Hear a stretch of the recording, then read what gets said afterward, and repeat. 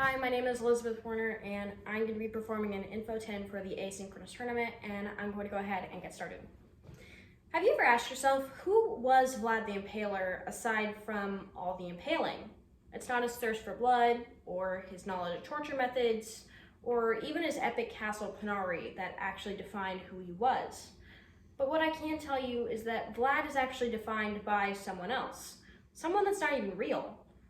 Ever heard of Dracula, the guy with the fangs who also likes blood? You probably heard about some version or another of Dracula because there are hundreds of TV shows and movies with the premise of a blood-sucking fiend with fangs who can't see their own reflection.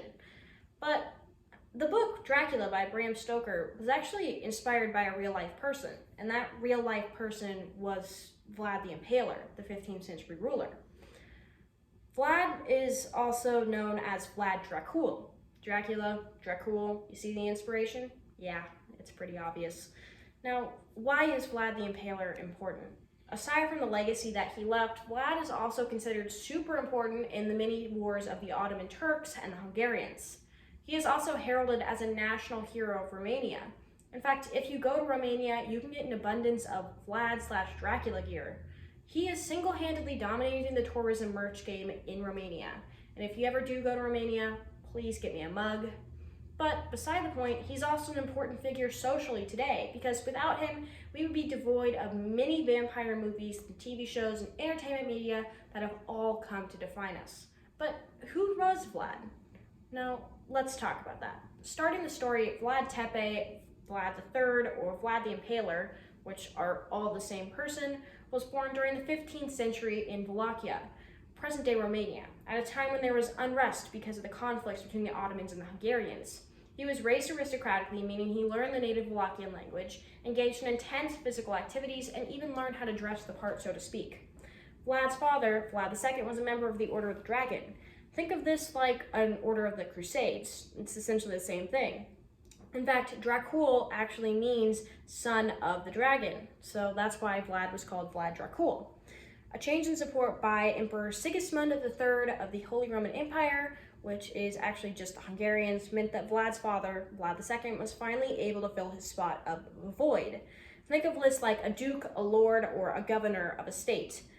Now, the Ottomans, the Turkish Ottomans, called for a diplomatic meeting, and Vlad II decided to bring along his two youngest sons, Vlad III and Radu, either to teach them a lesson, be a good father, or maybe it was like bad parenting day at work, I don't know.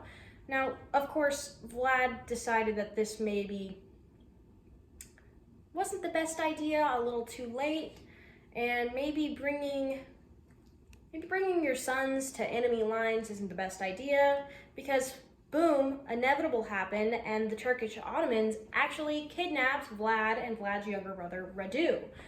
Vlad's father actually got to go back to Wallachia, but Vlad and Radu had to stay in the Turkish Ottoman area at the time.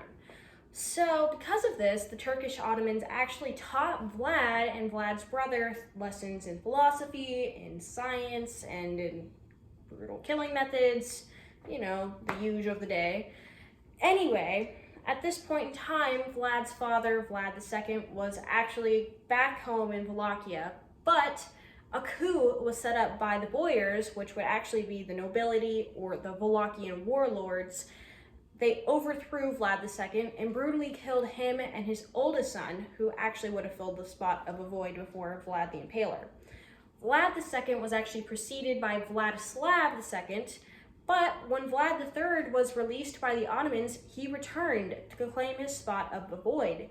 Months later, Vladislav II actually came back and told Vlad to get out and essentially took back over the throne of the void, but Vlad III again returned with Hungarian support after relations between Vladislav II and Hungary deteriorated.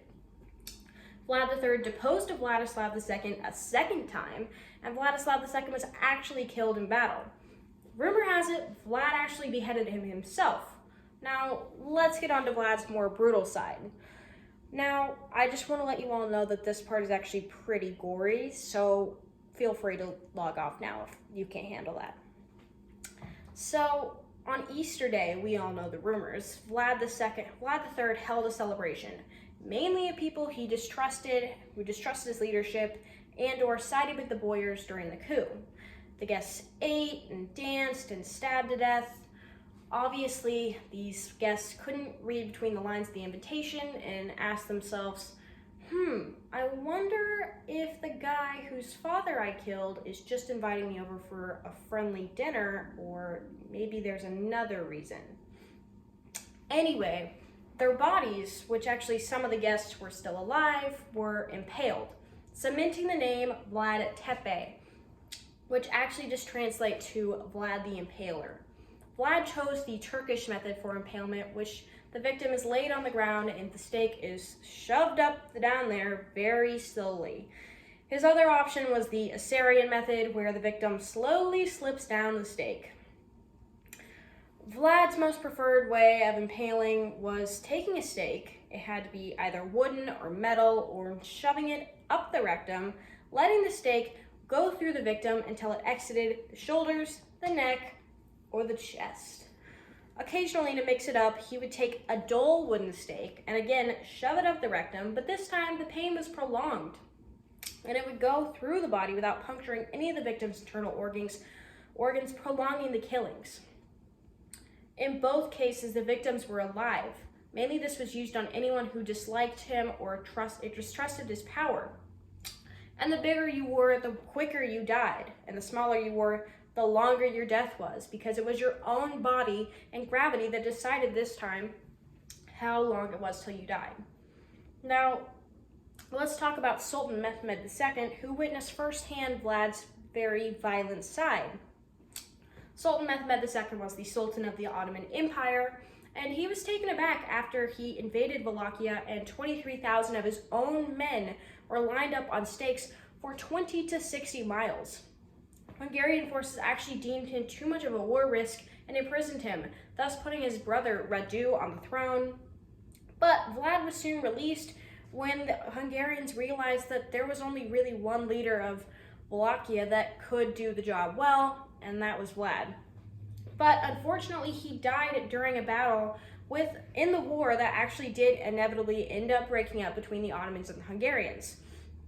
Legend says that he was beheaded and his head was given to Mehmed II and displayed in Constantinople.